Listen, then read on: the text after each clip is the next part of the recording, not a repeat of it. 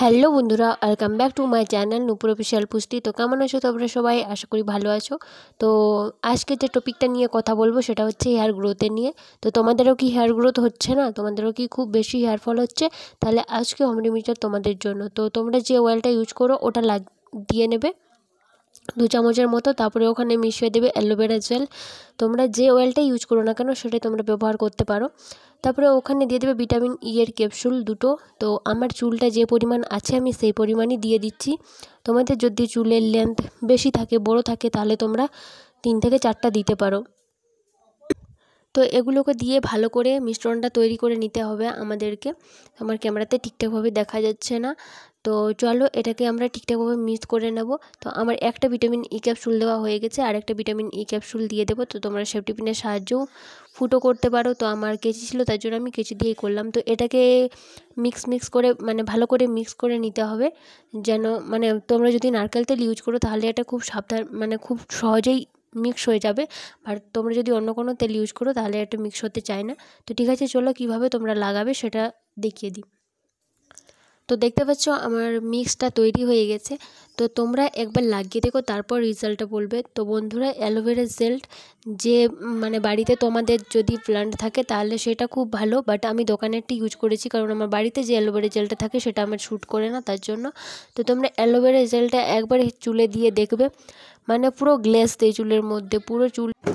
তোমরা তুলোর সাহায্যেই লাগাতে পারো, বাট আমি ফিঙ্গারের সাহায্যেই লাগাচ্ছি।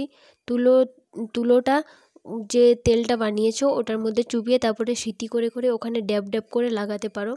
তো আমি হাতের সাহায্যে লাগাচ্ছি। দেখতে পাচ্ছ আমি নারকেল তেল ইউজ না করে অন্য তেল ইউজ করছি, তার জন্য আমার অ্যালোভেরা জেলটা ঠিকঠাকভাবে মিক্স হয়নি। হ্যাঁ, আর অনেকেই বলে চুলের লেন্থের দিকে তেল দিতে হয় না, বাট তোমরা যদি চুলের লেন্থের দিকে না দাও তাহলে চুলটা ঠিকঠাক থাকবে কীভাবে? আগাগুলো তো ফেটে যাবে। তো আমি তার জন্য বলছি পুরো চুলটাতেই তেল দেবে। তো অত পরিমাণে দেওয়ার কোনো দরকার নেই। স্ক্যাল্পটাতে ঠিকঠাকভাবে ম্যাসাজ করবে। তারপরে চুলের লেন্থে যদি হেয়ার অয়েলটা বেঁচে যায় তাহলে চুলের লেন্থের দিকেও দিয়ে দেবে। তো আমিও চুলের লেন্থের দিকেও দিয়ে দেব। তোমরা দেখতেই পাচ্ছ আমার এক সাইডটাই দেওয়া হয়ে গেছে, আর এক সাইডটাই দিয়ে দেবো। তো সত্যি বন্ধুরা, এটা ম্যাজিক্যাল হেয়ার অয়েল বলতে গেলে। অ্যালোভেরা জেল মিশিয়ে তোমরা তেলটা ইউজ করবে, দেখবে অনেকটা বেশি বেনিফিট পাবে, অনেকটা। তো ঠিকঠাকভাবে তোমাদেরকে ম্যাসাজটা করে নিতে হবে। আর আমি বারবার প্রত্যেকটা ভিডিওতে বলি, ম্যাসাজ কিন্তু মাস্ট দরকার যদি তোমরা হেয়ার অয়েলিং করে। তো তোমাদের অনেকেরই মনে প্রশ্ন থাকতে পারে যে দিদি তোমার কি এই হোম রেমেডিগুলোতে কাজ দেয়? তোমরা এই হোম রেমেডিগুলো ইউজ করে একবার দেখো, তারপরে বলবে। দোকানের যে কেমিক্যাল হেয়ার অয়েলগুলো আমরা ভাবি যে এই অয়েলটা লাগালে হয়তো চুলটা বেড়ে যাবে, এটা লাগালে হয়তো চুলটা বেড়ে যাবে, বাট উল্টো রেজাল্ট হয়ে যায়। যখনই আমরা ইউজ করতে শুরু করি দেখবে অনেকগুলো হাতের মধ্যে চুল চলে আসে। আর এরপরে আমি একটা ভিডিও দেবো যেটা একদম ম্যাজিক্যাল, পুরো ম্যাজিকের মতো কাজ করবে। হয়তো একটার থেকে 2টো হেয়ার উঠবে, নইলে উঠবে না।